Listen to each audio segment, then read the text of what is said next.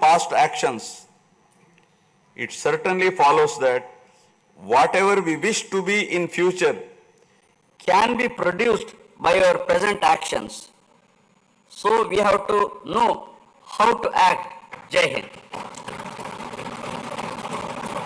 जनगणमन अधिनायक जय हे भारत भाग्य विधाता पंजाब सिंध गुजरात मराठा द्राविड उत्कल वंगा विंध्य हिमाचल यमुना गंगा उज्जल जलधि तरंगा तव शुभ नामे जागे तव शुभ आशीष मांगे।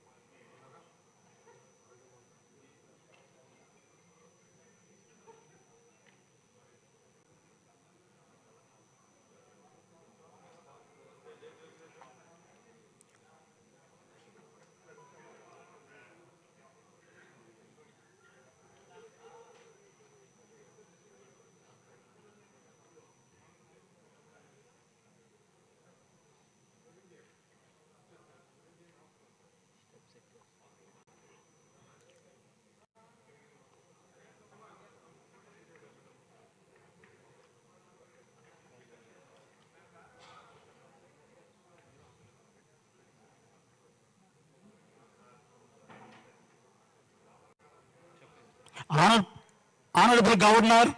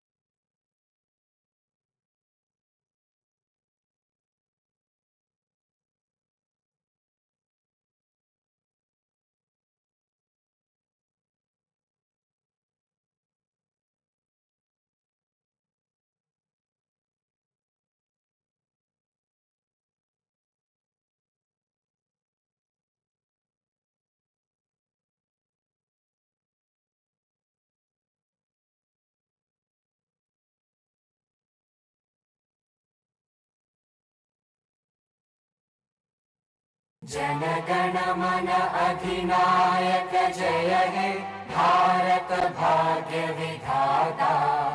पंजाब सिंध गुजरात मराठा द्राविड उत्कल बंगा। विंध्य हिमाचल यमुना गंगा उच्चल जलधि तरंगा। तव शुभ नामे जागे तव शुभ आशीष मांगे। गाहे तव जय गाथा जन गण मंगलदायक जय हे भारत भाग्य विधाता। जय हे जय हे जय हे जय जय जय जय हे।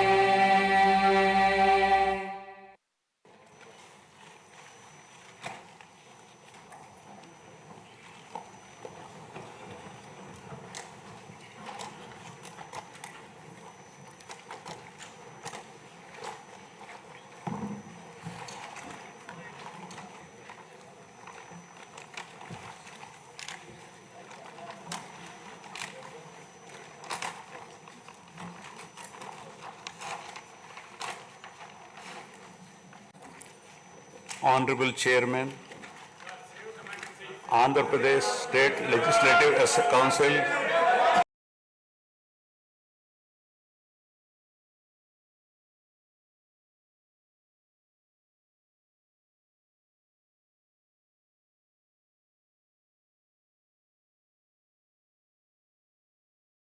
and congratulate the newly elected honorable members of the State Legislative Assembly and members of the Legislative Council to this joint session of the State Legislature being convened for the first time after the general elections 2024.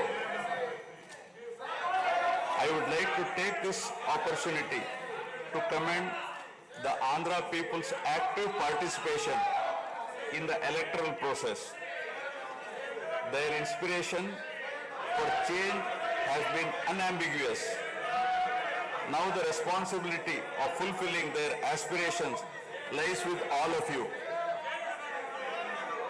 Honorable members, you are aware that due to the supreme sacrifice of Amarajeevi Potti Sriramulu, Andhra Pradesh was formed as the first linguistic state on 1st October 1953 with Kurnool as capital. Thereafter, the state was recognized on 1st November 1956 and Telugu-speaking parts of Hyderabad state were made into the combined Andhra Pradesh with Hyderabad as capital. Accordingly, a lot of Telugu people moved to Hyderabad. Again, in June 2014, the people of Andhra Pradesh were forced to undergo another reorganization of their state, the most damaging experience of all. The united Andhra Pradesh was bifurcated unscientifically, undemocratically, and without adequate consultation with the stakeholders. This has left an indelible mark on the minds of the people of the residual state of Andhra Pradesh. The turbulence caused due to multiple state reorganizations and the resultant disruptions have deprived Andhra people of a sustained long-period development and progress. Today we stand at a juncture where the people have to again take up the task of rebuilding their state. As time has progressed, it has become evident that the Andhra Pradesh Reorganization Act 2014 does not compensate enough the residual Andhra Pradesh for the loss of prosperity and development opportunities. The state bifurcation has imposed an unprecedented strain on the economy of the state. There are patent inconsistencies in distribution of assets and liabilities, with 58.32% of combined state population. The unscientific bifurcation caused the state to inherit only 46% of the resources. Financial loss on account of loss of Hyderabad city, disproportionate debt burden, loss of access to public institutions, loss of national institutions, Government of India PSUs, and institutions of higher learning, etc.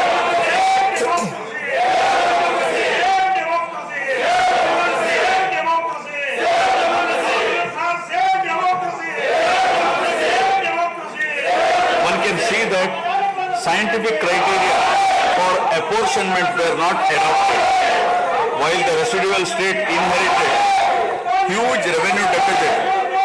Debt was shared on population basis, assets on location basis, power sharing on consumption basis, and worst of all, educational institutions with no basis.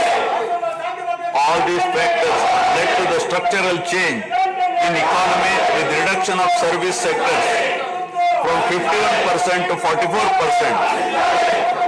The per capita income too fell from 1,06,176 for the combined state to rupees 93,121 for AP.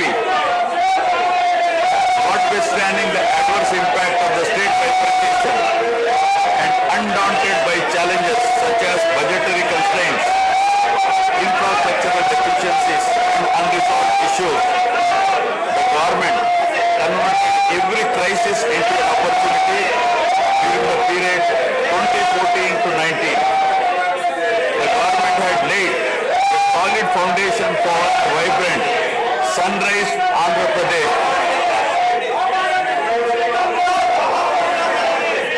The then government focused on the inherent strengths of the successor state of Andhra Pradesh, its 974-kilometer coastline, providing opportunities for port-led development and requisite environment for manufacturing activities. The fertile river plains supporting agriculture and allied activities, the passing of 3 industrial corridors through the state, rich natural and human resources. A reflection on the state's performance during the 5-year period of 2014 to 19 gives a clear picture of the balancing act between development and welfare. Completion of prestigious Pattasima project by linking of rivers Godavari and Krishna in a short time of 1 year.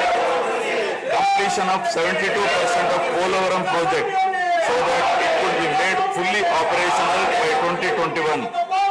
Prioritization of other irrigation projects, drought proofing measures, real-time governance, development of Amaravati region through land pooling, construction of new secretariat and legislature building are a few examples worthy of mention.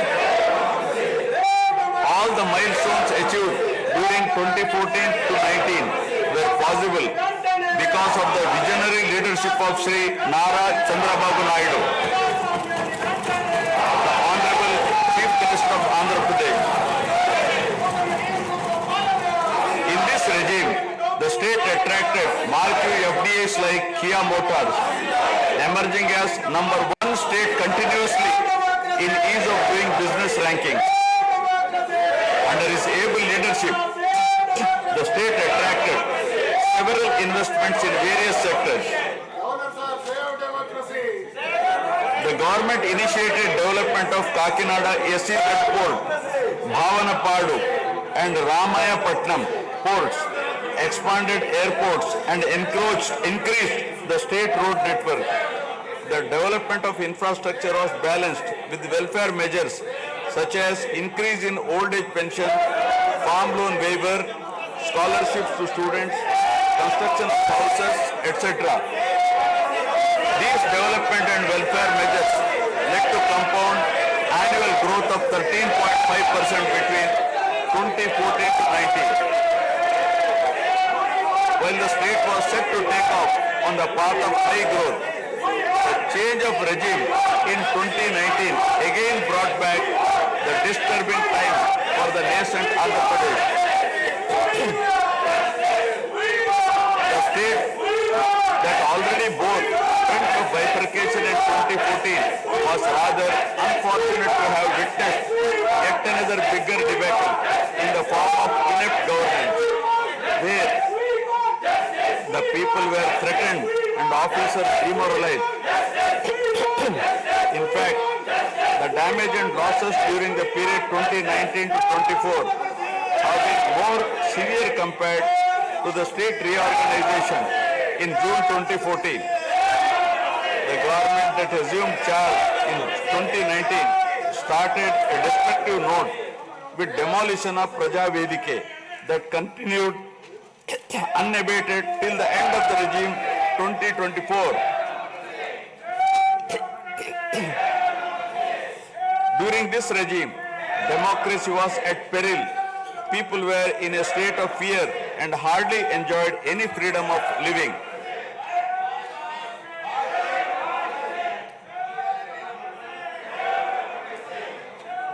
The regime revenge politics had severely hampered the state's prospects for prosperity and growth. Even the Honorable High Court of Andhra Pradesh had sought to convene a judicial inquiry into whether there is a constitutional breakdown in the state. The biggest damage was done to the brand AP. No noteworthy companies came forward to invest in the state.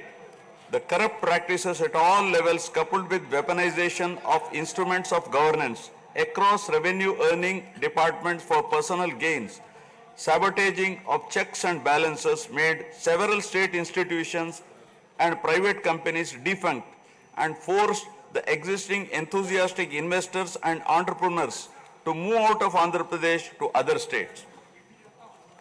The uncertain environment which rocked the confidence of the people in general and investors in particular started showing impact on the state finances, leaving them in a mess. Fiscal prudence was abandoned. Expenditure was beyond means in spite of limited revenue growth, and debt and liabilities rose sharply. Financial management is manifested by diversion of funds, higher taxation despite high inflation, increase in power sector liabilities, neglect of capital expenditure, which eventually resulted in slowing down of the economy. The enormous gap in resources was sought to be met repeatedly by borrowings through corporations and forcing them to spend on government expenditure, and in the process weakening the corporations.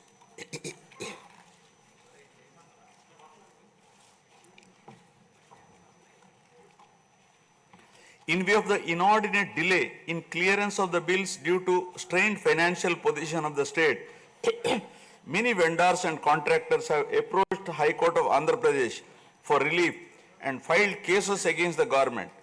About 25,000 cases have been filed for bill payments, which is unprecedented. The sheer number of contempt cases with personal appearances and arrest warrants against officials in several cases resulted in systematic humiliation and victimization of bureaucracy. This led to complete demoralization of administrative machinery. the capital expenditure reduced by 60% in 2019-24 compared to 2014-19. Departments such as water resources and transport, roads and buildings, which undertake substantial capital works, were left critically short of funds to carry out any works. The capital expenditure on water resources has reduced by 56%, and that on roads and buildings by an alarming 85% during this period. The compound annual growth rate of states-owned tax revenue slipped from 12.8% to 8.1% during this period. On the other hand, the revenue expenditure increased from 7.8% to 10.5%, whereas the capital expenditure growth declined steeply from 26.4% to 3.4%. Lower share of capital expenditure to public debt occurred during the period 2019 to 24 is a clear indicator that the government met revenue expenditure also through borrowed funds. The CAGR in per capita debt has been higher at 14%, while the CAGR in per capita income is only 9.7%. This reflects the fiscal profligacy of the previous regime as no capital formation took place. The Amaravati capital region, envisioned as the focal point of growth for the nascent state of Andhra Pradesh, was totally destroyed. With an attempt to scrap the Amaravati dream, the government confused the people with its malicious three capital cities idea under the guise of decentralized governance. During the period 2019-24, no irrigation project, no industries, no infrastructure relating to roads, buildings, hospitals, drinking water was taken up. Cancellation of MOUs in energy sector and other infrastructure projects further demonstrated the negative attitude of the government. Such disastrous decisions, unmindful of consequences, have led to unrest among the youth and job aspirants. Prevalence of uncertain environment has eventually led the youth towards addiction of illegal substances, causing a drug menace. The mental unrest and agony were not limited to the geographical boundaries of the state. The Telugu speaking people all around the world were upset and demoralized by the uninspiring deeds of the government. They anxiously and desperately waited for a change in governance that would take them forward in the 21st century. The progressive public policies of the AP government during 1996 to 2004 have today led to empowerment of Telugu people globally, enabling them to be amongst the highest earning Indian diaspora. The condemnation of demolition approach of the previous government by the people of the state, NRIs and other supporters, culminated in a change in government. A huge and historic mandate has been given to the NDA, hitting an unprecedented 93% strike rate, thus reaffirming faith in democracy.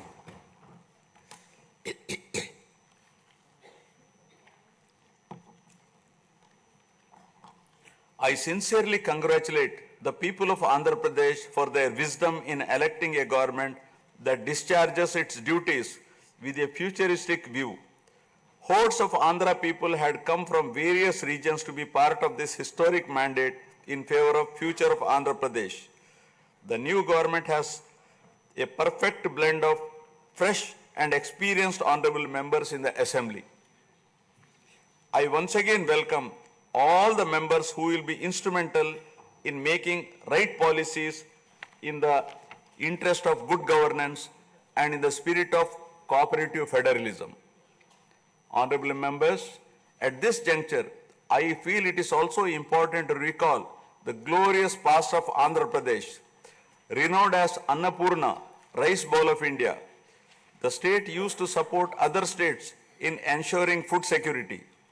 As a leader of self-help group concept, Andhra Pradesh stood out as an example in developing entrepreneurship, knowledge economy, and cultivating thrift amongst poor women.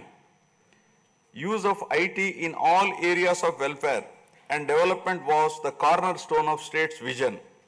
The misrule of the previous government, which lacked transparency, have compelled this government to put the facts before the people about the disruption of systems and rampant corruption prevailing during the last 5-year term.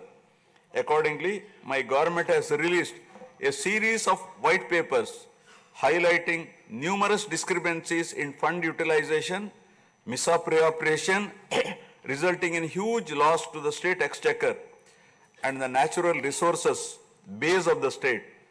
I would present some of the key takeaways of the white papers. Completion of Polavaram, the lifeline of Andhra Pradesh, is of the highest priority. The Polavaram project has been completely derailed. Introduction of reverse tendering and cancelling the agreed contracts have caused an irreparable damage not only to the project but also to the concept of interlinking of rivers and irrigating every acre of land. Unilateral announcement of 3 capitals for the state resulting in 1,631 days of farmers' protest. Modification of jurisdiction of the Capital Region Development Authority to 6,993 square kilometers. Shelving preparation of regional master plans. Completing the land acquisition in only 191 acres are some of the events that halted the progress of CRDA. This led to a potential loss of about 7 lakh jobs and estimated loss of wealth of about rupees 2 lakh crore along with loss of investment and growth opportunities. Andhra Pradesh, which enjoyed the distinction of being the first state in the country to have introduced reforms in the power sector in 1990s, had achieved energy sufficiency from 1996 to 2004. After bifurcation, the state faced an energy deficit of 22.5 MU per day. Again, by bringing second generation's reforms in energy sector and promoting renewable energy, the state become energy surplus by 2018. The state has witnessed an irreparable damage in the recent past. State energy sector has also suffered huge losses due to the tune of rupees 1,29,503 crores during the period 2019 to 24. Misappropriation of natural resources such as land, mines and minerals and forests has been widespread. Land grabbing, misappropriation in allotment of house site pattas, violations in land allocation, assignment of land to ineligible beneficiaries, and Resurvey and AP Land Titling Act 2023 have completely eroded the confidence of the people during 2019-24. Put together, an amount of rupees 35,576 crore covering 1.75 lakh acres has been estimated as a loss, and the fundamental right of the people to own their property was affected. Looting of sand and mineral wealth is another area that resulted in huge loss to the exchequer and involved corruption. My government has initially estimated that an amount of rupees 19,000 crore has been lost due to illegal activities in these areas. Due to the unfriendly sand policy, 20 lakh construction workers have become unemployed. Due to the inefficient, inappropriate policy making and laxity in enforcement during the periods 2019-24, a cumulative loss to the tune of 9,750 crore has been incurred in mineral revenue. Huge damage has been done to environment. Smuggling of precious red sanders from forests has taken place with the revenue from the sale of red sanders dropping from rupees 1,623 crore in 2014-19 to rupees 441 crore in 2019-24. The destruction of mangrove forest land and Rishikonda Hill in Vishakhapatnam have also damaged the state's heritage and culture. The government misused law and order machinery during 2019-24 by harassing dissenting voices. There was rise in crime against women, children, atrocities on innocent people, especially the SC, STs and other vulnerable sections. The people lost faith in the government's ability to maintain rule of law.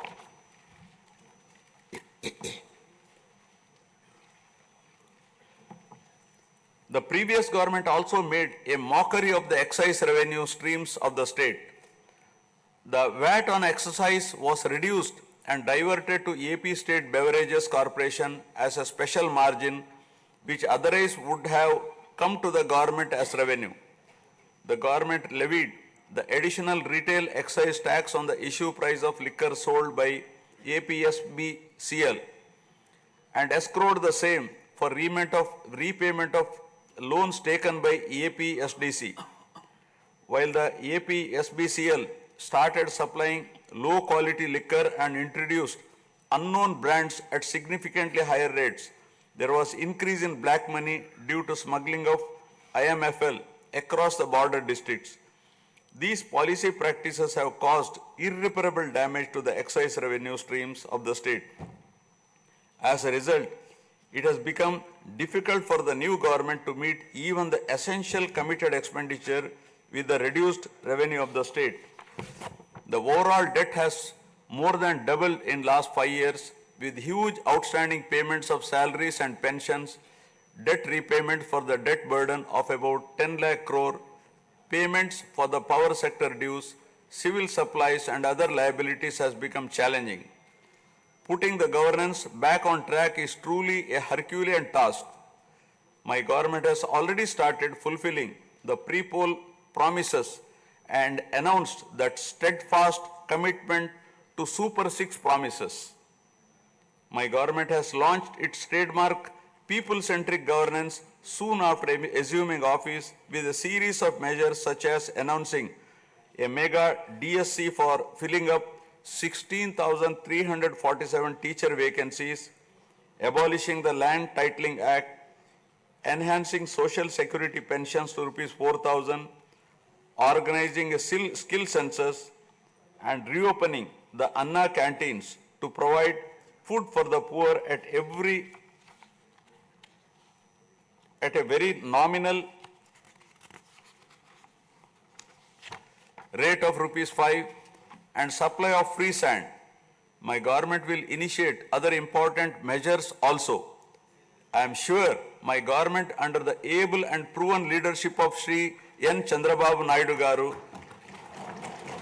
the Honorable Chief Minister of Andhra Pradesh, and Shri Pawan Kalyan Garu, Honorable Deputy Chief Minister, with complete support of Shri Narendra Modi Garu, Honorable Prime Minister of India, will make all-out efforts in fulfilling the aspirations of the people for developing the state. Initiating the process, the Honorable Chief Minister visited New Delhi to meet the Honorable Prime Minister and other union ministers concerned and apprise them of the grim financial situation.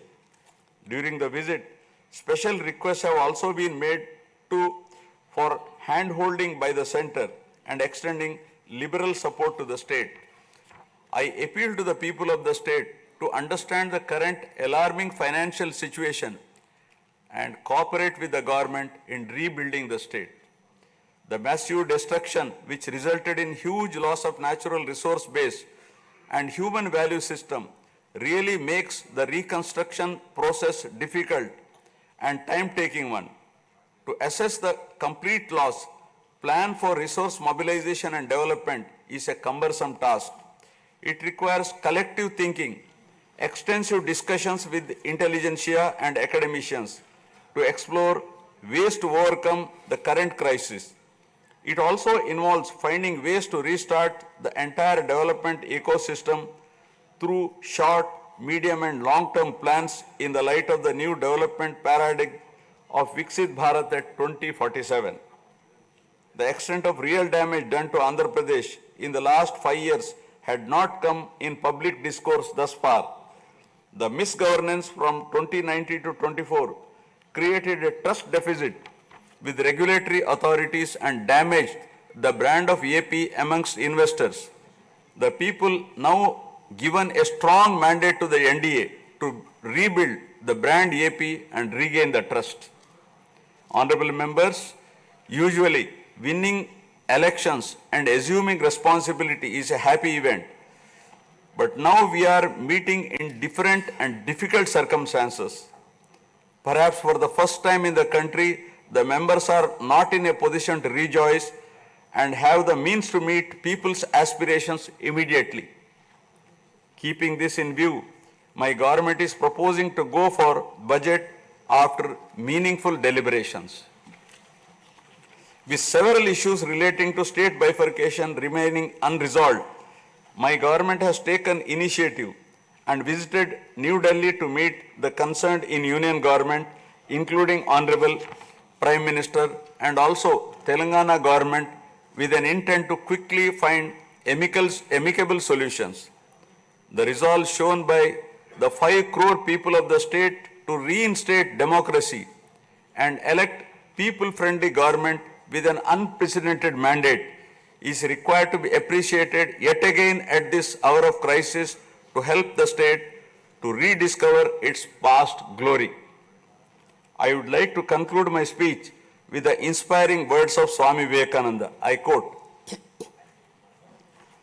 "We are responsible for what we are, and whatever we wish ourselves to be, we have the power to make ourselves. If what we are now has been the result of our own past actions, it certainly follows that whatever we wish to be in future can be produced by our present actions. So we have to know how to act." Jai Hind. Jana Gana मन अधिनायक जय हे भारत भाग्य विधाता। पंजाब सिंध गुजरात मराठा द्राविड उत्कल बंगा। विंध्य हिमाचल यमुना गंगा उज्जल जलधि तरंगा। तव शुभ नामे जागे, तव शुभ आशीष मांगे। गाहे तव जय गाथा, जन गण मंगलदायक जय हे भारत भाग्य विधाता।